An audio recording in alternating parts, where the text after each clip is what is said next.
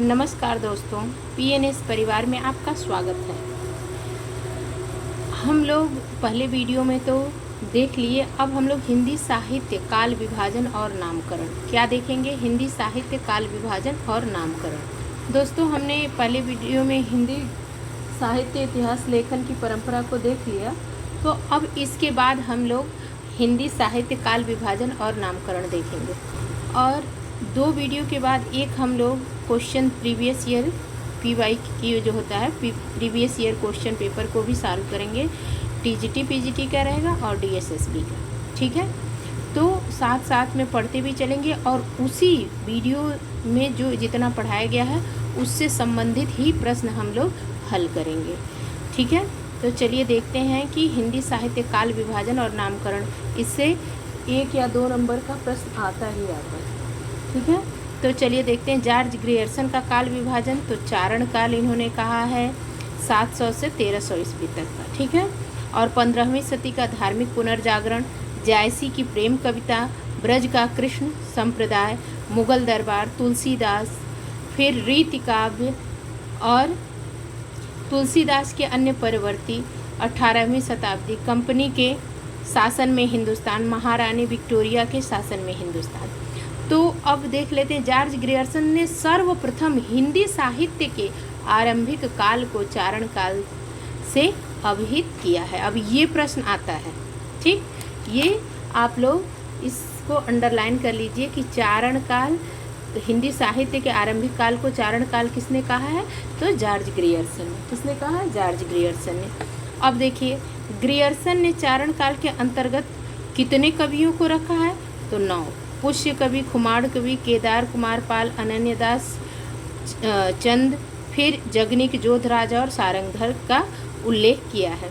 Grierson ने अपने इतिहास में केवल प्रवृत्तिगत काल विभाजन किया है और ग्रियर्सन ने कालों का नामकरण एक आधार पर नहीं किया है, ठीक। कभी प्रवृत्ति के हिसाब से किया है, फिर ये आप लोग देखेंगे तो इन्होंने एकदम, लेकिन सबसे इम्पॉर्टेंट ये जरूर आता है चारण काल किसने कहा है, आरंभिक काल को चारण काल, तो जॉर्ज ग्रियर्सन ने, ठीक।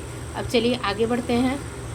अब मिस्र बंधुओं का काल विभाजन, यहाँ से भी प्रश्न आते हैं। प्रारंभिक काल, तो पूर्व प्रारंभिक काल जो है 700 से 1343 विक्रम संवत, और उत्तर आरंभिक काल 1344 से 1444 विक्रम संवत। अब मध्य माध्यमिक काल, जो पूर्व माध्यमिक काल इन्होंने माना 1445 से 1560 विक्रम संवत, और प्रौढ़ माध्यमिक काल तो 1561 से 1680 विक्रम संवत। विक्रम संवत और ईस्वी में कितने साल का अंतर है, वो आप लोग टीजीटी पीजीटी के स्टूडेंट हैं तो आप लोग को पता होना चाहिए। कमेंट बॉक्स में कमेंट ज़रूर करिएगा और प्लीज़ चैनल को लाइक, शेयर और सब्सक्राइब ज़रूर कर लीजिएगा, ठीक है। और अलंकृत काल जो है, अब अलंकृत काल ये भी आया है कि मिस्र बंधु ने अलंकृत काल किसको कहा है, तो देखो पूर्वालंकृत काल और उत्तर अलंकृत काल।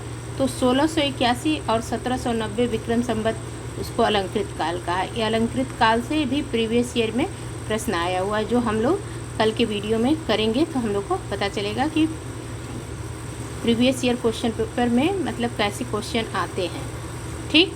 अब परिवर्तन, तो 1890 से 1924 विक्रम संवत, और जो वर्तमान काल है वो 1926 विक्रम संवत से अब तक, ये मिस्र बंधुओं का काल विभाजन है, ठीक।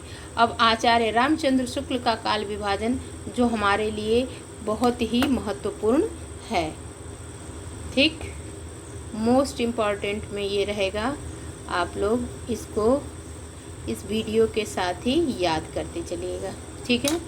तो आचार्य रामचंद्र शुक्ल का काल विभाजन, तो आदिकाल को वीरगाथा काल, आदिकाल को क्या नाम दिया इन्होंने, वीरगाथा काल, और इसका संवत रखा इन्होंने 1050 से 1375 विक्रम संवत, ठीक है। अब पूर्व मध्यकाल यानी कि भक्ति काल जो था,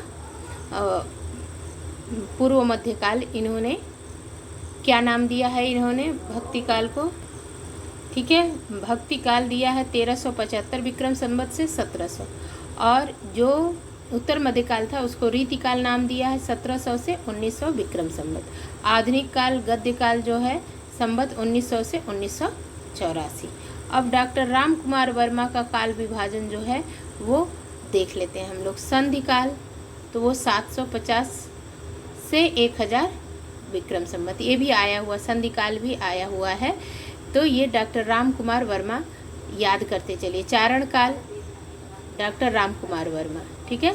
भक्ति काल डॉक्टर राम कुमार वर्मा। अब संवत भी देखते चलिए, 1375 चारण काल, भक्ति काल 1375 से विक्रम संवत 1700, रीति काल 1700 से 1900 विक्रम संवत, आधुनिक काल 1900 से अब तक। अब ये गणपति चंद्रगुप्त का काल विभाजन देख लेते हैं। आदिकाल तो 1000, ये सन में आपको दिया हुआ 1084 से 1350, पूर्व मध्यकाल 1350 से 1600 और उत्तर मध्यकाल 1600 से 1857 ईस्वी और आधुनिक काल 1800 से, ये गणपति चंद्रगुप्त के अनुसार है, ठीक है, तो 1857 से अब तक। अब डॉक्टर नगेंद्र द्वारा संपादित ग्रंथ हिंदी साहित्य का इतिहास के उनके अनुसार, मतलब डॉक्टर नगेंद्र द्वारा। अब ये भी 2 प्रश्न यहाँ पे हो जाएंगे। एक यही याद कर लीजिए कि हिंदी साहित्य का इतिहास जो ग्रंथ है वो डॉक्टर नगेंद्र के अनुसार, उसमें काल विभाजन कैसे हुआ है कि आदिकाल को 7वीं सदी के मध्य से 14वीं सदी के मध्य, भक्ति काल 14वीं सदी से 17वीं, ठीक है, रीतिकाल 17वीं से 17वीं सदी के मध्य से 19वीं सदी के मध्य तक और आधुनिक काल जो है 19वीं सदी के मध्य से अब तक। तो अब इसमें देखो, आधुनिक काल में डॉक्टर नगेंद्र द्वारा जो संपादित है उस हिंदी साहित्य के इतिहास, तो उसमें पुनर्जागरण काल यानी कि भारतेंदु काल 1857 से 1900 तक ईस्वी तक, और जागरण सुधार काल जो है द्विवेदी काल 1900 से 1918 ईस्वी, छायावाद काल 1918 से 1938 ईस्वी, छायावादोत्तर काल उसके बाद, ठीक। और इसमें भी 2 है छायावादोत्तर में, प्रगति प्रयोग काल 1938 से 1953 ईस्वी, नवलेखन काल 1953 से अब तक। अब डॉक्टर बच्चन का काल विभाजन देख लेते हैं।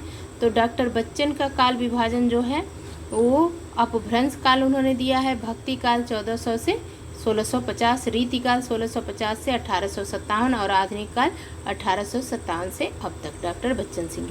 अब आदिकाल का नामकरण, अब ये हमारे लिए बहुत ही महत्वपूर्ण है कि हम लोग चारण काल जॉर्ज ग्रियर्सन बोली ना, ये बहुत ही महत्वपूर्ण है, ठीक।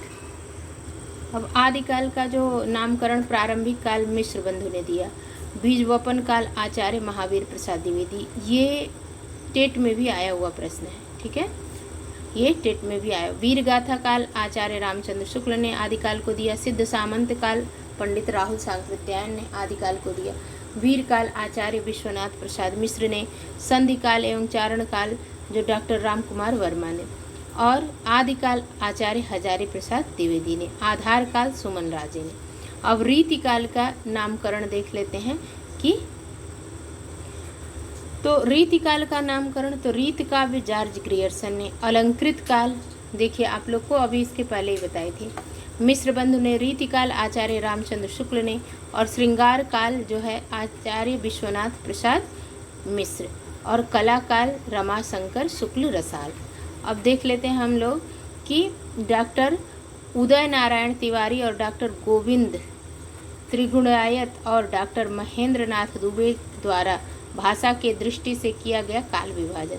तो पृष्ठभूमि अवहट्ट काल, उन्मेष काल भाषा ब्रज बोली, पुरानी ब्रजी, कौरवी या खड़ी बोली एवं अवधि काल, और पूर्व भाग ब्रज भाषा अवधि काल, उत्तर भाग खड़ी बोली काल, ठीक है। तो अब हम लोग आदिकाल के बारे में अगली वीडियो में पढ़ेंगे, लेकिन उसके पहले हम लोग इससे संबंधित जो ये हमारा जो है नामकरण और लेखन परंपरा, इससे संबंधित जितना भी पुराना आया हुआ प्रश्न है उसको देखेंगे, उसके बाद आदिकाल के बारे में पढ़ेंगे, ठीक है। मिलती हूँ नेक्स्ट वीडियो में, धन्यवाद।